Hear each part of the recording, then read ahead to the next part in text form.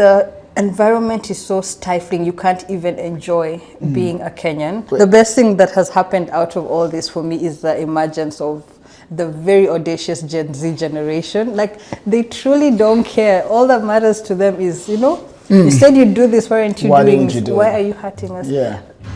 Those of us from older generations are a bit, we withheld. Resigned. Like, what will people, okay, that's a better one. Hello everyone and welcome to Jumuiya Voices. We are here last day at UWC Belleville campus. My name is Mahatma and I am here with Juniper Moitha from Kenya, Amnesty International.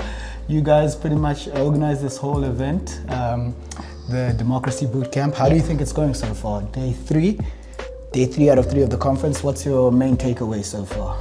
I think it's going very well, vibrant conversations. I'm looking forward to the outcome at the end of these 3 days once we go back to our different countries, how we will get all this talk to become action.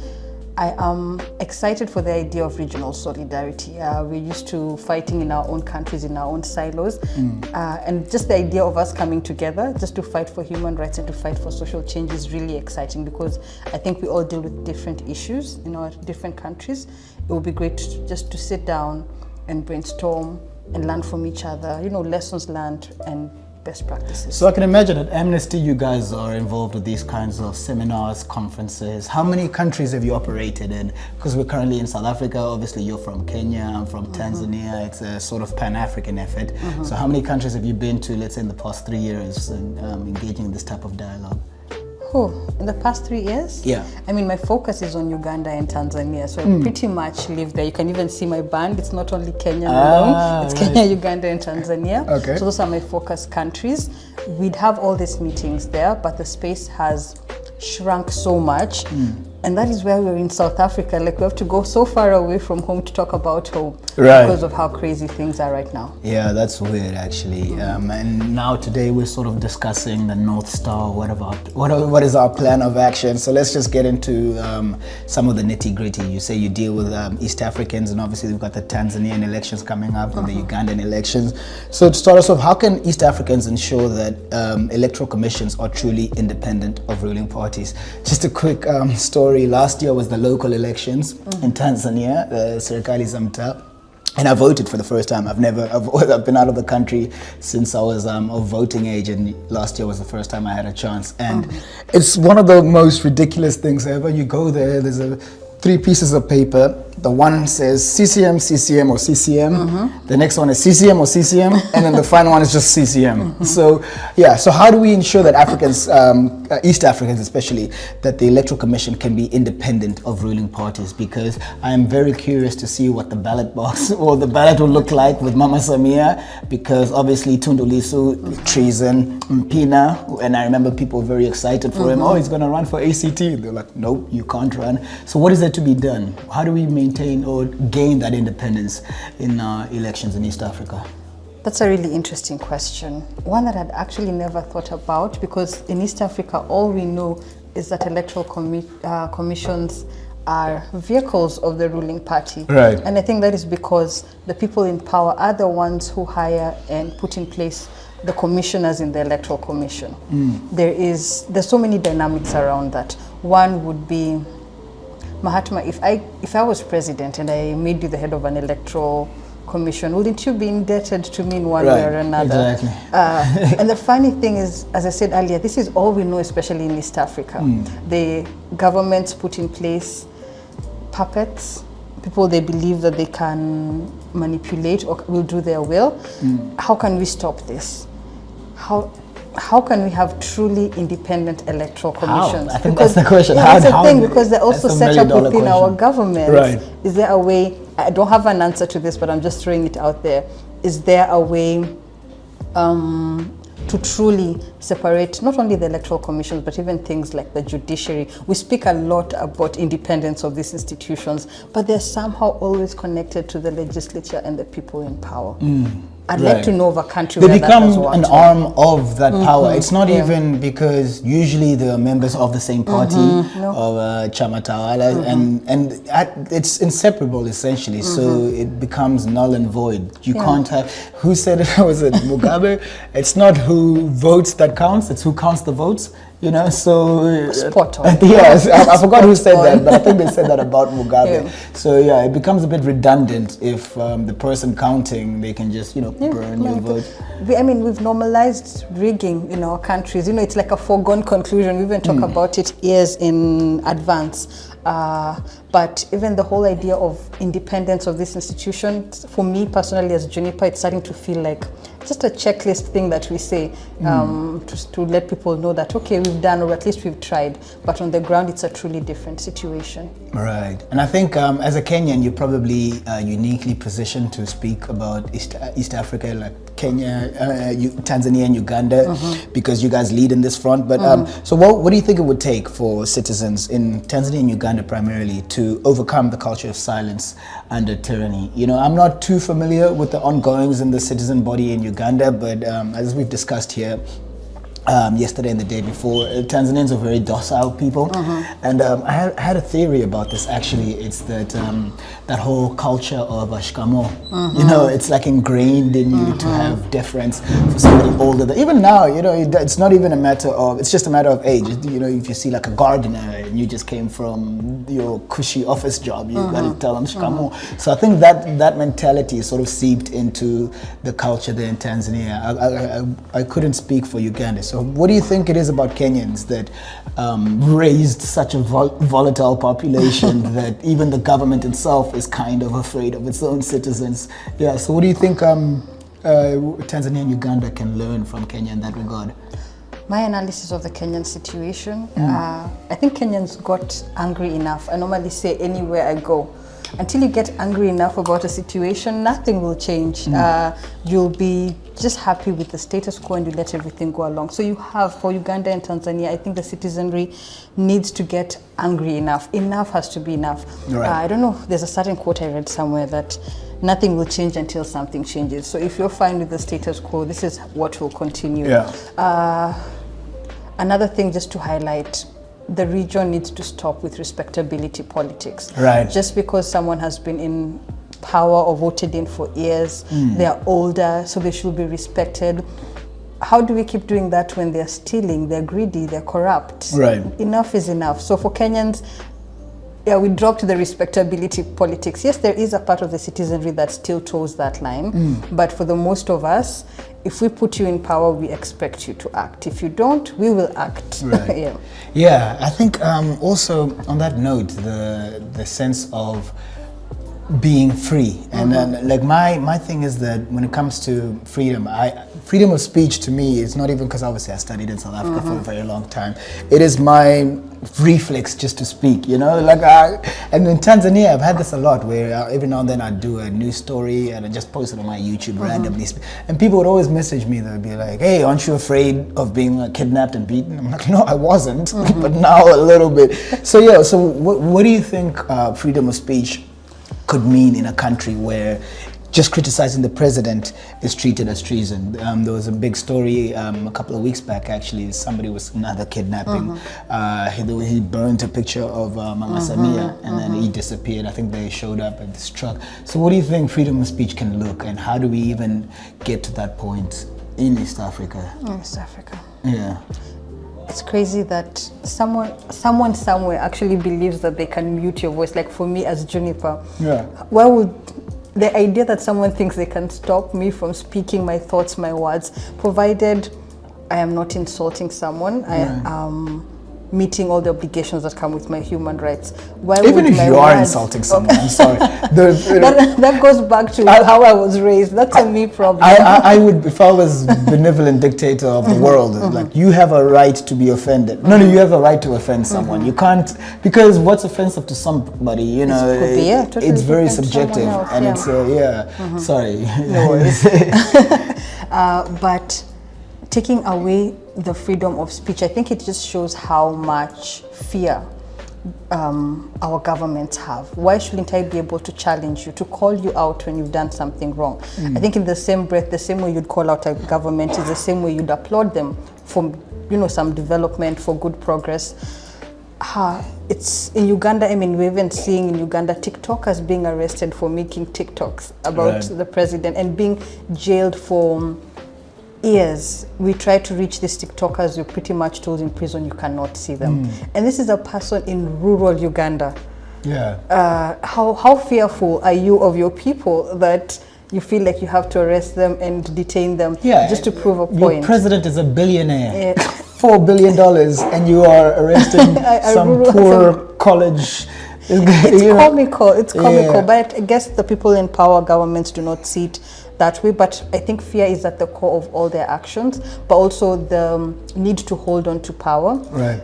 The statement, I'm sure you've heard it before, power corrupts, absolute power corrupts, absolutely. Right. But how can we get from where we are to a more free space?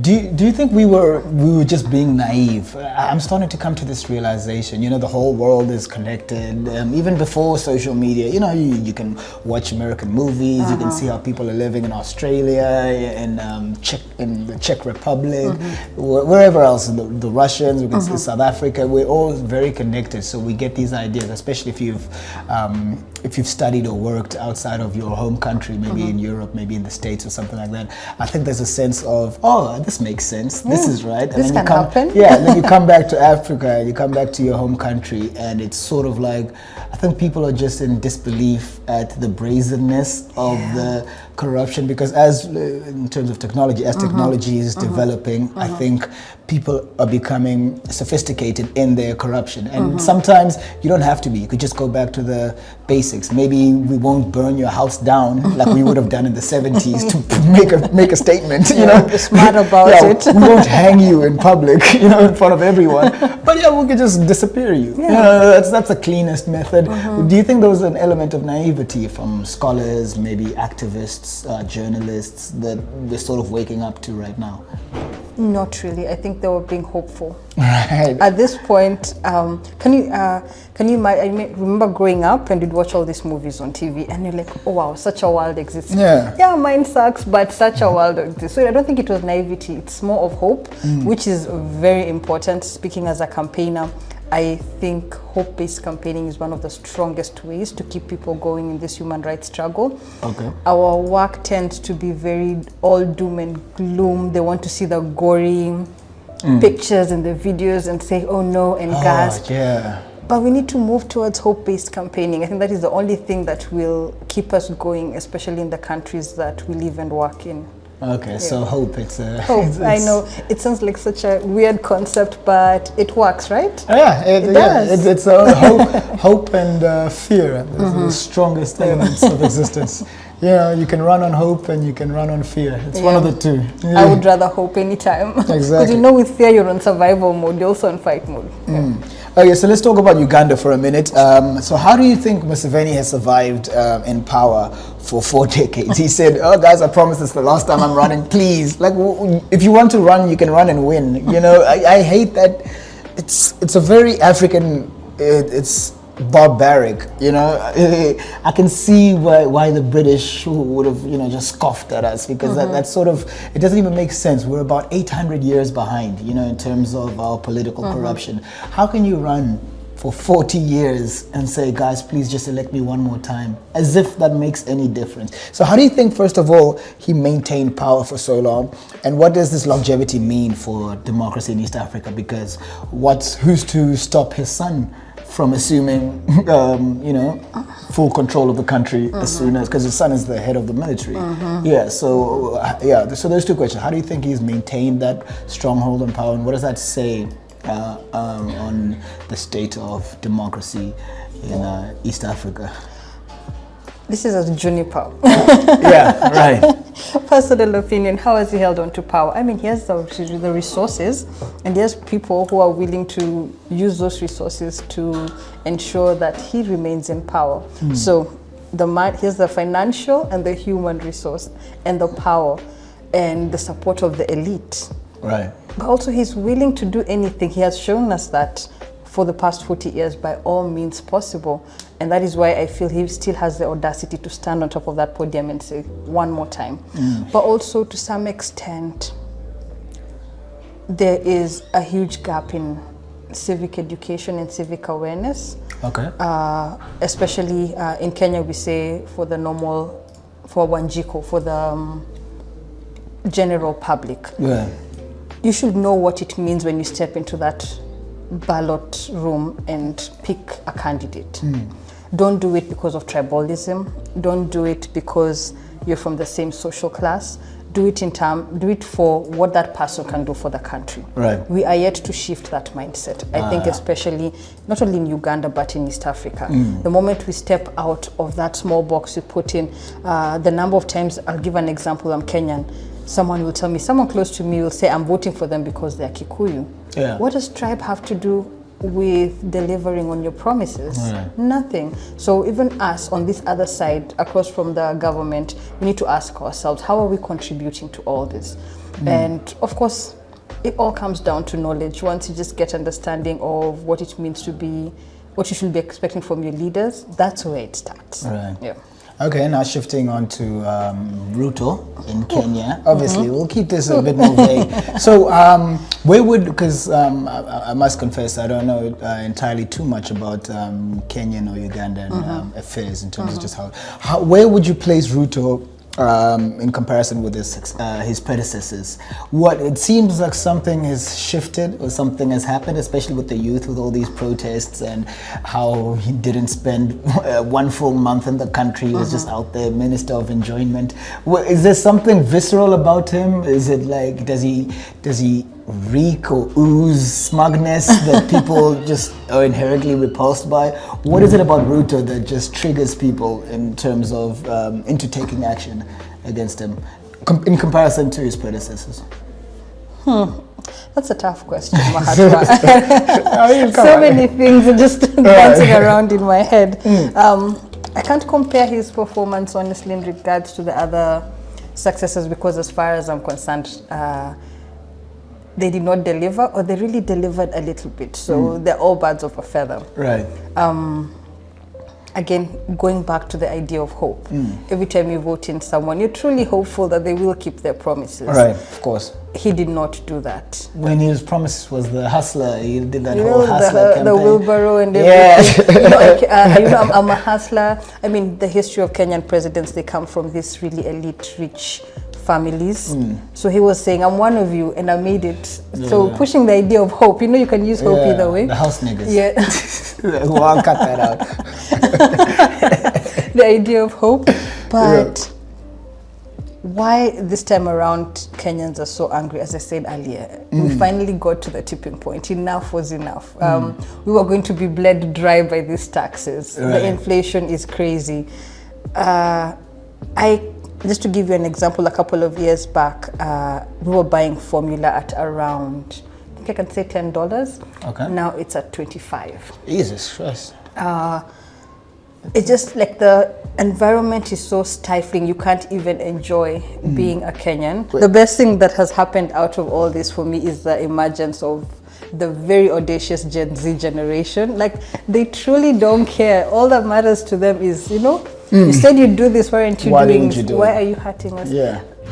Those of us from older generations are a bit, we withheld. Resigned. Like, what will people, okay, that's a better one. Yeah, but the Gen Z generation, especially in Kenya, I think they're so audacious. They call, it's just not even about Ruto. They will call you out in your homes, in your classrooms, in your offices. They have nothing to be apologetic about, and I think that's what we needed at this point in time. Yeah, that's what led to this. Just Sorry burst. about that. Sorry? No, the cough, sorry. You're allowed to cough. Okay, yeah, no, I was saying I think that's what led to this just burst of outrage that took over Kenya, especially last year. It really was beautiful to see, because I've seen Ruto in person when he was a few years back before he was president, and he gave a speech in Kigali, and I'm like, when a politician, like he's smiling, like, stop smiling all the time. Mr. President Kagame, he's got that, he reminds me a bit of Ted Cruz. You know, Really, that's an interesting yeah, comparison. it's the sliminess that, you know, Ted Cruz when he smiles, he actually has a frown. Yeah. His smile goes down, you know. It's like, that's You've watched too many movies. no. All right, so okay, let's talk about Mama Samia now. Obviously, the first female Tanzanian president.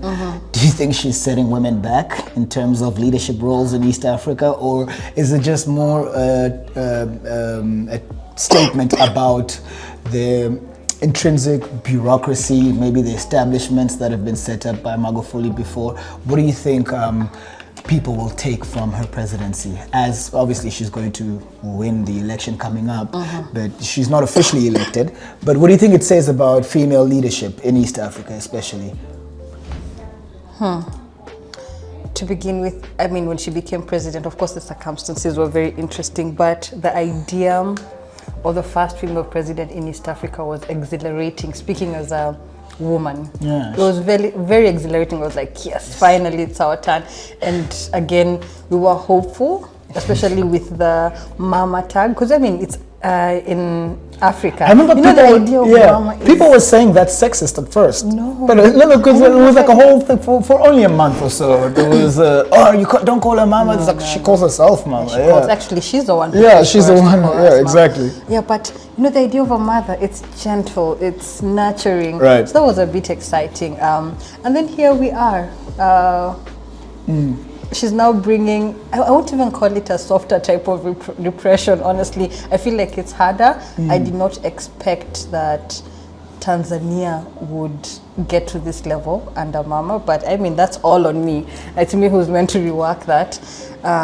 There were lots of articles published in the first couple of months of her presidency, and I even my dad posted a couple of articles. I don't want to say anything. I'm just like, it became, I think my take on this is that it's an issue of the establishment that was put in place. I remember there was rumblings that some generals weren't going to obey her when she came in. Yeah. She wasn't elected. She's a woman. She's a Muslim woman. But were you surprised we come from a very patriarchal society? No, not really. Tanzania, I could see that. It made sense to me. I didn't even really register, oh, it's the first woman president. I was just thinking, oh, this person is not elected. That was my thing, though. And Magufuli was such a strong man in sense of just bulldozing through anything.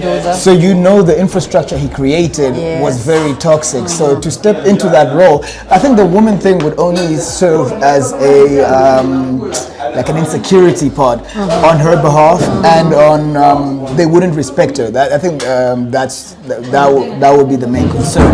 So obviously it took a while for her. Oh, she released Freeman Mbowe, who, just by the way, the past two opposition leaders, both charged with treason. Houses. Yeah, exactly. Like it was like, oh, I'm very progressive, bro. I think she was just buying public support, public sympathies. She wanted all the Amnesty International and all these other organizations. She reopened Tanzania. Yeah, exactly.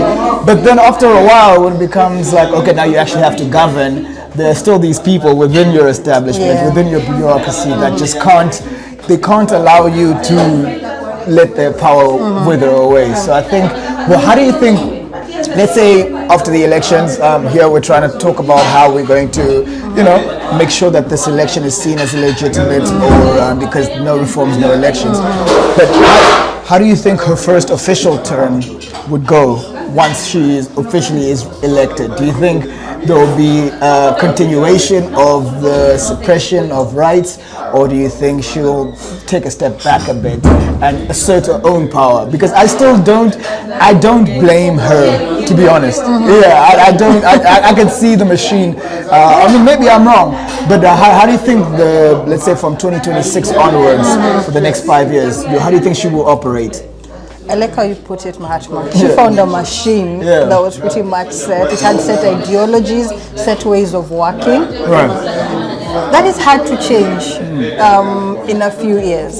It takes Especially if you're not time. elected too. And there is no amount of reshuffling your government that will change it. Right. I was giving you a funny story about a Kenyan minister who apparently just got in office, and every single Friday he'd find a stack of money on his desk. And he asked the secretary the first time, where does this money come from? What is it for? And how she says, this is just what we do. Yeah, this is We've what done happens. it for Yeah. years. So, I mean, maybe I wouldn't know. I'm not behind those closed doors. Maybe she found herself in that position. But for this new term, in all honesty, these violations that have been happening under a rule, I feel like they came out of the left side. I never expected Right. them. So I cannot say what to expect. At this point, there is no... Yeah. There is no? There is no way to predict what she will do, but I'm hopeful. I will constantly go back to hopeful that things change. We'll see how it goes. Fingers crossed. Okay. I know that's not the answer you wanted to hear. I mean, no. That's what I'm giving it's an open question. There are no wrong answers, as I say. All right. Yeah, I think that's good. Yeah. Yay. Let's go have lunch. Thank you very much. Thank you for having me. All right. Cheers.